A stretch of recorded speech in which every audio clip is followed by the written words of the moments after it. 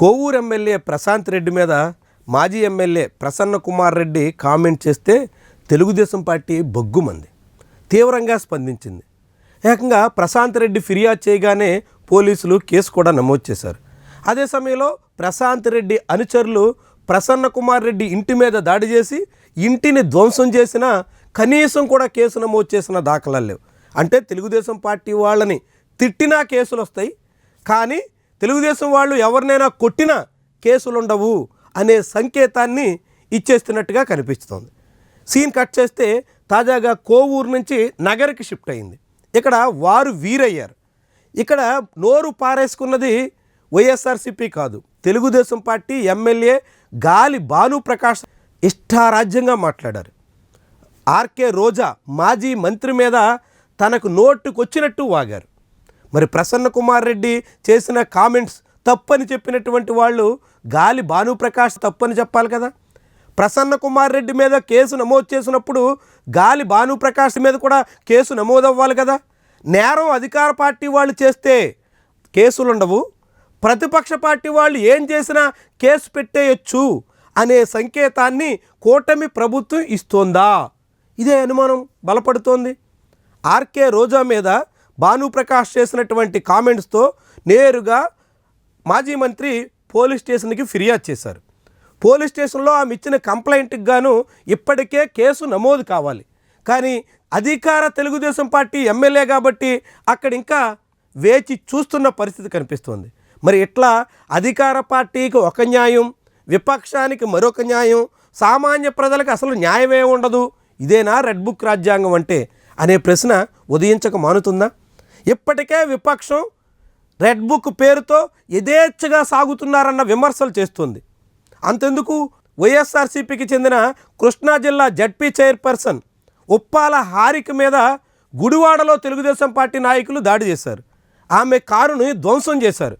దానికి సంబంధించినటువంటి video clippings అన్నీ కనిపిస్తున్నాయి. అందులో ఎవరెవరు ఆ దాడికి పూనుకున్నారన్నది కూడా చాలా స్పష్టంగా విజువల్స్ సైతం కనిపిస్తున్నాయి. అలాంటి దాడి జరిగినా కానీ ఎప్పటి వరకు ఉప్పాల హారిక భర్త ఉప్పాల రామ్ ఇచ్చిన ఫిర్యాదు మీద కేసు పెట్టలేదు. అంటే ఆంధ్రప్రదేశ్లో ఏం జరుగుతుంది? ఒక కోవూరు, ఒక గుడివాడ, ఒక నగరి, ఇలా 3 ప్రాంతాల్లో 3 నియోజకవర్గాల్లో 3 మహిళా నాయకురాలకు సంబంధించినటువంటి విషయంలో తెలుగుదేశం పార్టీ అయితే ఒక మాదిరి, వైఎస్ఆర్సీపీ అయితే మరో మాదిరిగా సాగడం దేనికి సంకేతం? ప్రశాంత్ రెడ్డి మీద కారు కూతలు కూసారు అంటూ ప్రసన్న కుమార్ రెడ్డి మీద కేసు పెడితే ఉప్పాల హారిక మీద దాడి చేసినప్పుడు ఎందుకు కేసు లేదు? నగరిలో రోజా మీద నోరు పారేసుకున్న ఎమ్మెల్యేని ఎందుకు ఉపేక్షిస్తున్నారు? ఇది చంద్రబాబు ప్రభుత్వ ద్వంద్వ నీతి కాదా? చట్టాన్ని ఉల్లంఘించి సాగుతున్నటువంటి వైనం కాదా? ఇది కూటమి ప్రభుత్వానికి ఎంత మేరకు శ్రేయస్కరం? ఆలోచించాలి. ఎందుకంటే అధికారంలో ఉండగా కేసులు పెట్టకుండా తప్పించుకుందాం అని అనుకుంటే అధికారంలోకి వచ్చిన తర్వాత అవే కేసులు మెడకు చుట్టుకునే ప్రమాదం ఉంటుంది అన్నది ఇప్పటికే వైఎస్ఆర్సీపీ వాళ్ళు అనుభవిస్తున్న విషయం.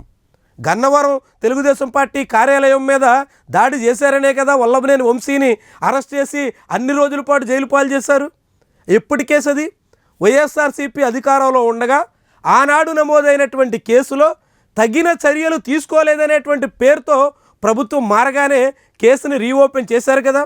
మరి ఇప్పుడు మీరు మీ హయాంలో కేసులు నమోదు చేయకుండా దాడులు జరిగినా, బూతులు తిట్టినా, ఇళ్ళు ధ్వంసం చేసినా కళ్ళు అప్పగించి చూస్తామే తప్ప కాకీలకు కేసులు పెట్టే స్వేచ్ఛ కూడా ఇవ్వబోము అనేటువంటి రీతిలో సాగితే రేపేమవుతుంది? అధికారం చేతులు మారిన తర్వాత ఎలాంటి పరిణామాలు ఉంటాయి? ఎవరెవరు ఇరుక్కుంటారు? ఏ రీతిన ఇబ్బందులకు గురి కావాల్సి వస్తుంది? ఒకసారి వైఎస్ఆర్సీపీ అనుభవాన్ని పరిశీలించండి. లేకుంటే అనేక రకాల అవస్థలు ఎదుర్కోక తప్పని ప్రమాదం దాపురిస్తుంది. భవిష్యత్తులో చాలా చిక్కులు చవి చూడక తప్పని స్థితికి చేరతారు.